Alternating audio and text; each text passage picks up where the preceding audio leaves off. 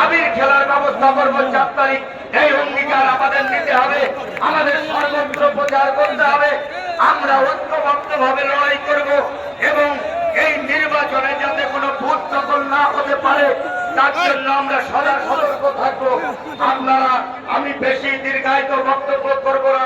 এই সরকারের দুর্নীতির বিরুদ্ধে বলতে গেলে, বিভিন্ন কর্মসংস্থানের কথা বলতে গেলে অনেক দেরি হয়ে যাবে। বিভিন্ন বক্তারা আমাদের মঞ্চে রয়েছেন, তাই আমি আমার সংক্ষিপ্ত বক্তব্য শেষ করব। আপনাদের প্রত্যেকের কাছে অনুরোধ করব, আমাদের এই কেন্দ্রে, অশোকনগর বিধানসভা কেন্দ্রে মাননীয় শ্রী তাপস ব্যানার্জিকে বিপুল ভোটে জয়যুক্ত করুন এবং 4 তারিখে আমাদের শেষ হাসি হাসবো। এই অঙ্গীকার নিয়ে আমরা সবাই বাড়ি ফিরবো। যাই হোক, আমি সভাপতি হিসাবে 2-4টে কথা বললাম। আচ্ছা, আমি ভলেন্টিয়ার, আমার ব্লক সভাপতি আসগর আলী, তাকে নির্দেশ দিচ্ছি। আপনি জানেন এখানে, যেটা আমি আগেই বলেছিলাম, চেয়ারটা এক সাইডে থাকবে, এখানে চট পাতাতে হবে। জানেন আমাদের চেয়ারম্যান নওশাদ সিদ্দিকীও প্রচন্ড শৃঙ্খলা পড়ায়, এইখান থেকে সব চেয়ার সরে এইদিকে দিয়ে দিন, মানুষকে এইদিকে নিয়ে আসুন। এখনো আমাদের ইন্ডিয়ান সেকুলার ফ্রন্টের প্রচুর কর্মী আসছেন, মিছিল সহকারে গাড়ি করে আসছে বিভিন্ন অঞ্চল থেকে। এই গুমা 2, গুমার বিরা অঞ্চল, গুমা 1 এবং বিদ্যা মালিক এরিয়া থেকেও সমস্ত কর্মী আসছেন। এই চেয়ারটাকে তুলে দিতে হবে এই সাইডে।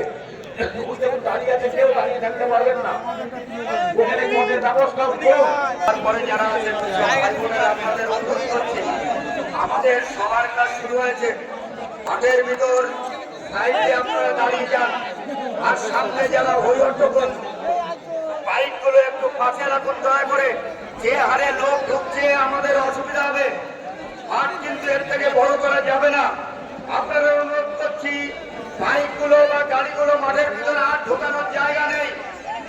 যে যেখানে আছেন আপনারা ওই স্কুলের পাশ দিয়ে দাঁড়িয়ে যান, বাইক রাখবেন না দয়া করে।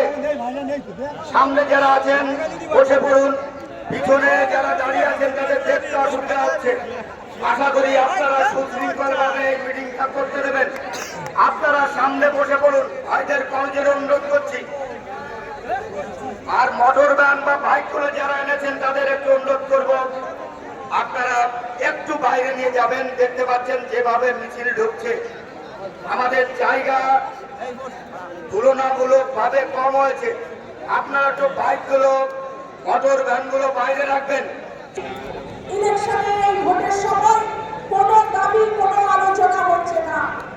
তাই আমরা আওয়াজ তুলেছি যে বিজেপির আগ্রাসন, তৃণমূলের অপশাসনের বিরুদ্ধে বামপন্থার পুনর্জাগরণ ঘটাতে হবে।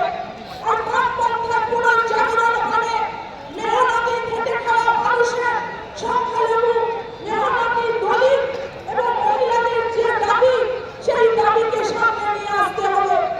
বামপন্থার পুনর্জাগরণ মানে আমাদের হাতে চাকরি দিতে হবে।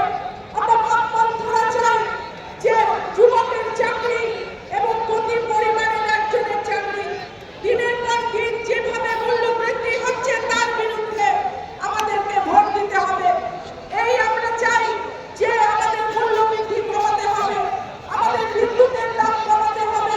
আমরা চাই যে কর্মসংস্থানটা আমাদের প্রতি ঘরে একজনকে চাকরি দিতে হবে, মহিলাদের সুরক্ষা দিতে হবে।